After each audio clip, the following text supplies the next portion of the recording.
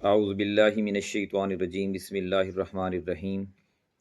آج ہمارا جو ہفتہ وار فیملی کا پروگرام ہے اس میں سورۃ البقرہ کی آیات 23 سے لے کر 25 تک ہیں۔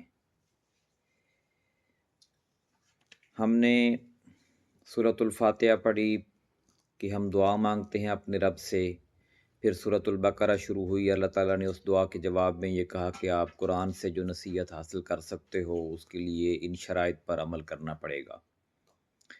پھر اللہ تعالیٰ نے دو مثالیں دی منافقین کی کہ منافقین جو ہیں وہ نہ اس دنیا میں کامیاب ہیں اور نہ مرنے کے بعد کامیاب ہیں۔ پھر تمام انسانیت کو مخاطب کیا اور یہ فرمایا کہ یہ جو میں نے تمہارے لیے پیدا کیا ہے زمین کو اور آسمانوں کو، اور زمین سے تمہارے لیے پھل نکالے ہیں، اور کوئی اور تو ایسا کر نہیں سکا، نہ کوئی یہ دعویٰ کرتا ہے، تو اس لیے تم مجھے چھوڑ کر باقی خدا نہ بناؤ۔ جو کفار تھے وہ یہ کہتے تھے کہ یہ جو قرآن نبی کریم صلی اللہ علیہ وسلم لے کر آئے ہیں ایسا تو ہم بھی بنا سکتے ہیں، ہم بھی لکھ سکتے ہیں۔ تو انہوں نے خود لکھ لیا یہ سارا کچھ۔ تو اللہ تعالیٰ نے یہ کہا کہ وَإِن كُنتُمْ فِي رَيْبٍ مِّمَّا نَزَّلْنَا عَلَىٰ عَبْدِي، اگر تم اس کلام کے حوالے سے شک میں ہو جو ہم نے اپنے بندے پر نازل کیا ہے، فَأْتُوا بِسُورَةٍ مِّن مِّثْلِهِ، اس جیسی ایک صورت تم بنا کے لے آؤ۔ اگر تم سمجھتے ہو کہ انہوں نے خود لکھا ہے تو چلو تم بھی لکھ لو، لا کے دکھاؤ۔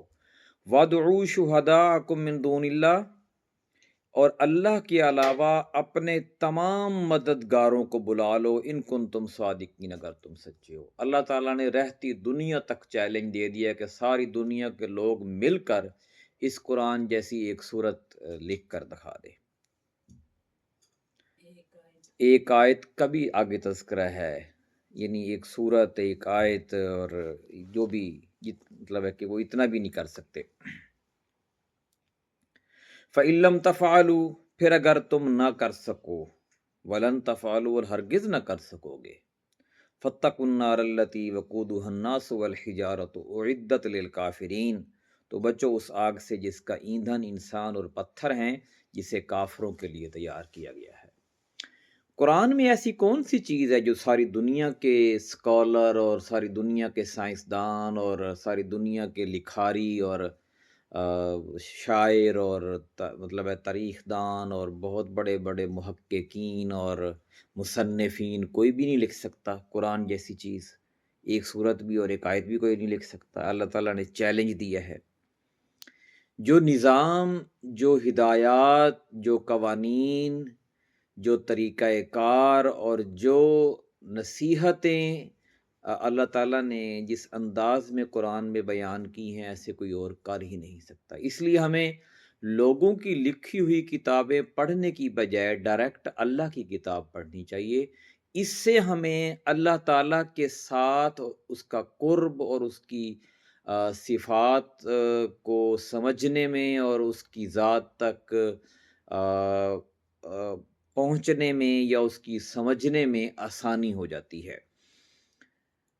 تو اللہ تعالیٰ نے کہا کہ جب یہ لوگ یہ ایسا کلام اور ایسی ہدایت والی کتاب بنا نہیں سکتے تو پھر انہیں چاہیے کہ وہ اس پر عمل کریں، اس پر ایمان لے کے، ورنہ پھر تیار ہو جائیں اور اس آگ کا ایندھن بنیں گے جس میں انسان اور پتھر ڈالے جائیں گے۔ یعنی وہ دوزخ کا تذکرہ ہے کہ دوزخ جب اتنی ہی ہولناکیوں کے ساتھ جل رہی ہوگی، بھڑک رہی ہوگی، اور انسان جب بھی اس میں ڈالے جائیں گے تو وہ کہے گی کہ اور اس میں ڈالے جائیں۔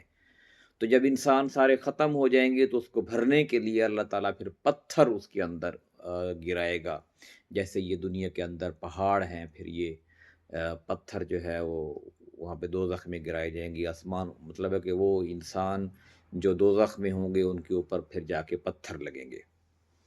اور پھر اللہ تعالیٰ جہاں دوزخ کا تذکرہ کرتا ہے، نافرمانوں کی سزاؤں کا تذکرہ کرتا ہے، وہیں فرما برداروں کی جزا اور فرما برداروں کی بشارت کا بھی تذکرہ کرتا ہے۔ اور اللہ نے فرمایا وَبَشِّرِ الَّذِينَ آمَنُوا، اور خوشخبری دے دو ان لوگوں کو جو ایمان لائے، وَعَمِلُوا الصَّالِحَاتِ، اور انہوں نے عمل کیے اچھے۔ صرف ایمان سے ہی کام نہیں چلے گا کہ آپ کہہ دیں کہ آپ مسلمان ہیں اور آپ کے عمل کوئی بھی اچھا نہ ہو، آپ جھوٹ بولتے ہوں، فراڈ کرتے ہوں، دھوکہ دیتے ہوں، ملاوٹ کرتے ہوں اور لوگوں کا مال چراتے ہوں، ڈاکے ڈالتے ہوں، قتل کرتے ہوں یا جو بھی معاشرتی برائیاں ہیں، اگر آپ اس میں ملوث ہوں اور ان کو نہ چھوڑتے ہوں تو صرف ایمان لانے سے یا اپنا نام مسلمانوں جیسا رکھنے سے کوئی فائدہ نہیں ہوگا۔ فرمایا جو ایمان لائے اور انہوں نے عمل صالح کیے، ان لہم جنات تجری من تحتها الانہار، ان کے لیے باغات ہیں۔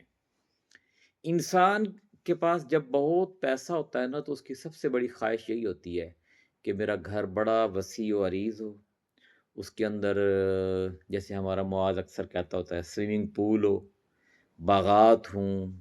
تو اللہ نے یہ فرمایا کہ اس کے ایسے باغات ہوں گے اور اس میں جو ہے وہ آ، اس میں نہریں بہہ رہی ہوں گی ہر چیز کی، اور وہ نہریں جن میں گندگی بھی نہیں ہوگی، صاف ستھری دودھ کی نہریں ہوں گی، پانی صاف ہوگا اتنا میٹھا، اور طرح طرح کے اور مشروبات کی نہریں ہوں گی۔ کلما رزقوا منہا من ثمرۃ الرزق، جب بھی انہیں وہاں کوئی پھل کھانے کے لیے دیا جائے گا تو وہ کہیں گے کہ یہ تو وہی ہے، قالوا ھذا الذی رزقنا من قبل، جو اس سے پہلے بھی دیا گیا تھا، یعنی یہ پھل تو ہم دنیا میں کھا چکے ہیں، یہ تو وہی تو ہیں جو یہاں پہ ہمیں دیے جا رہے ہیں، لیکن ان کے ذائقے ان سے زیادہ اچھے ہوں گے۔ اللہ تعالیٰ نے جنت کی نعمتوں میں سے کچھ نعمتیں دنیا میں دکھائی ہیں، محدود تعداد میں، کم کر کے، تاکہ لوگوں کو ان نعمتوں کے حصول کے لیے جدوجہد کرنی پڑے۔ تو وہ جو پھل ہوں گے شکلیں ان سے ملتی ہوں گی جو دنیا میں ہم کھاتے ہیں، لیکن ذائقے میں ان سے بہت اچھے ہوں گے اور ہر طرح کے ہوں گے۔ وہ اتوبی ہی متشابہہ، ملتے جلتے پھل دیے جائیں گے۔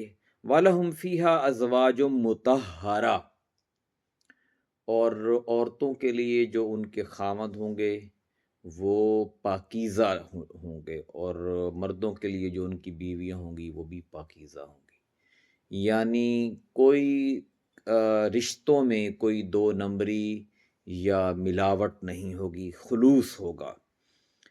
وَهُمْ فِيهَا خَالِدُونَ، اور اس میں ہمیشہ رہیں گے۔ یہ انسان کی خواہش ہوتی ہے کہ جب کوئی چیز اس کو اچھی لگتی ہے یا عمر کا جو حصہ اس کو پرسکون لگ رہا ہوتا ہے تو اس کی خواہش ہوتی ہے کہ کاش عمر کا وہ حصہ میرا رہے، میں، کیونکہ بڑھاپا مشکل ہوتا ہے تو انسان کہتا ہے کہ وہ بچپن لوٹ آئے، وہ جوانی لوٹ آئے تو میں اس میں ہمیشہ رہوں۔ تو جنت میں تمام لوگ جوان ہوں گے اور وہ اس میں رہیں گے بھی ہمیشہ، یعنی وہ دن کبھی نہیں آئے گا کہ جب ان کو وہاں سے نکالا جائے گا۔ ان کے رشتے، ان کے تعلقات، ان کے محلات، ان کے نوکر چاکر، ان کی جو مرغوبات، ان کی غذائیں وغیرہ، ان کے پھل، ان کے جو بھی چیزیں جو ہے وہ انسان کی ضرورت ہوتی ہے، صرف ضرورت نہیں بلکہ جو چیزیں اس کی وہاں پہ دنیا میں جس کو ہم عیاشیاں کہتے ہیں، تو وہاں پہ اس کو عیاشیاں کے لیے ہر چیز جو ہے وہ دستیاب ہوگی۔ تو اس لیے ہمیں بحیثیت مسلمان جب ہم نے یہ عہد کیا ہے کہ ہم نے کلمہ پڑھا ہے اور ہم ایمان لے کے آئے ہیں تو ہم عمل صالح کریں، زیادہ سے زیادہ کریں، تاکہ ہمیں جنت میں اعلیٰ مقام مل سکے۔ اللہ تعالیٰ سے دعا ہے کہ ہمیں قرآن کو صحیح معنوں میں سمجھنے اور عمل کرنے کی توفیق عطا فرمائے۔ جزاک اللہ۔